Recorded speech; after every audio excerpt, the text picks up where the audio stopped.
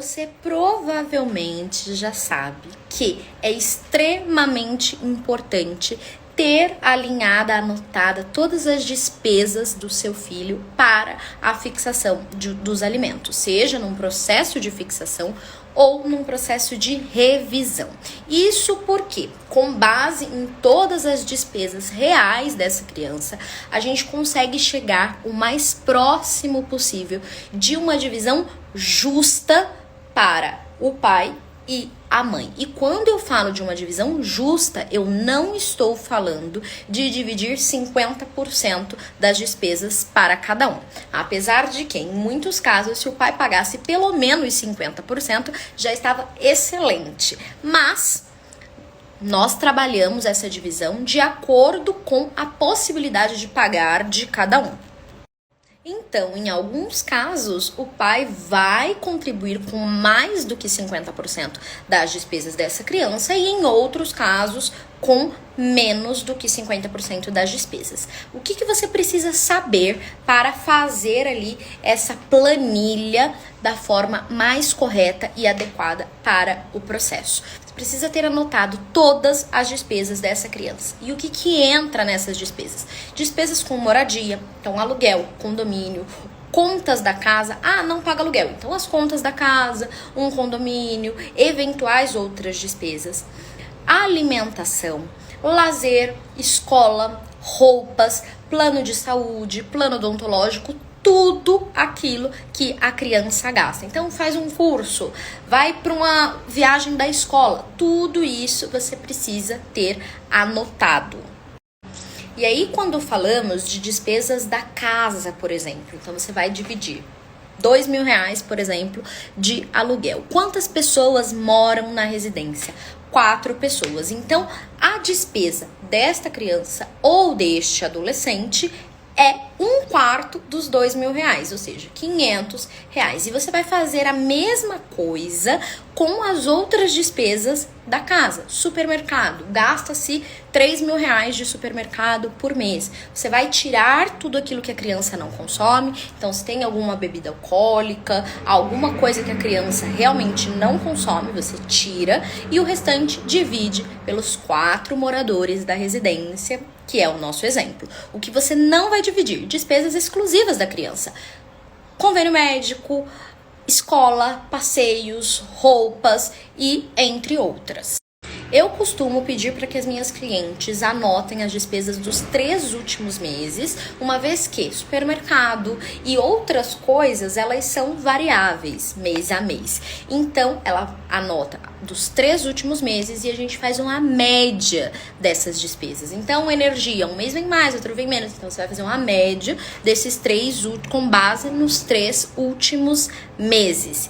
Feito isso, você vai anotar tudo, vai colocar tudo lá e terá um valor total. Então eu estou com uma planilha aberta aqui de uma cliente e a gente tem um valor total de R$3.500 de despesas desta adolescente por mês. E aí, com base nisso, nós vamos trabalhar na divisão proporcional frente aos rendimentos da mãe e aos rendimentos do pai.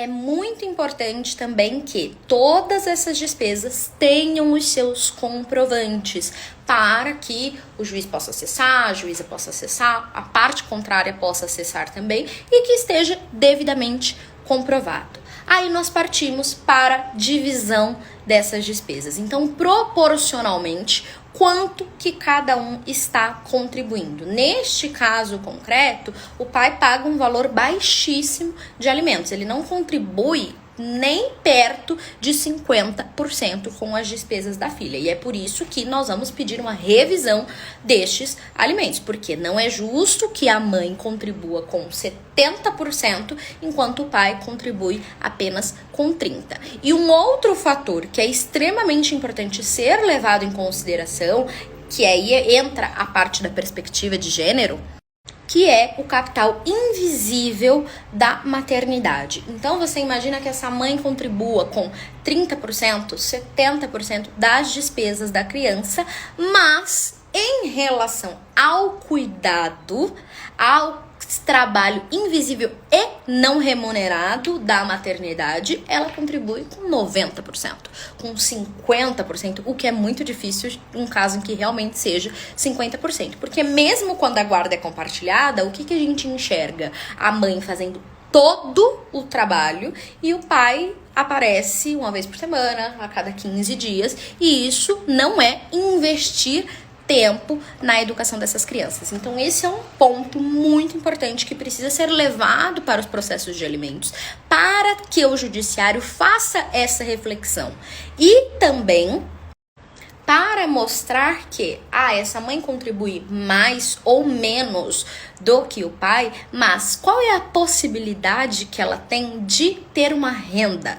Porque se ela está o tempo todo sendo mãe, sendo dona de casa, mantendo esse ser humaninho vivo e funcionando todas as atividades ao seu redor, será que ela de fato tem tempo para estudar, para se profissionalizar, para se aperfeiçoar e para trabalhar da mesma forma que o bonito tem? Então essa é uma reflexão importantíssima que precisa ser levada para os processos de alimentos. Então, se você é advogada, convido você a começar a trazer essa reflexão para o judiciário. E se você é mãe, se você é a parte, convido você a procurar profissionais que tenham esse propósito para que o seu processo fique mais robusto.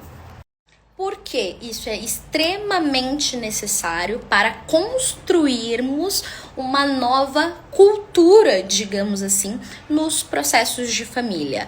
Porque como sociedade machista, judiciário machista, pensado por homens, feito para homens, poucas pessoas ainda hoje fazem essa reflexão.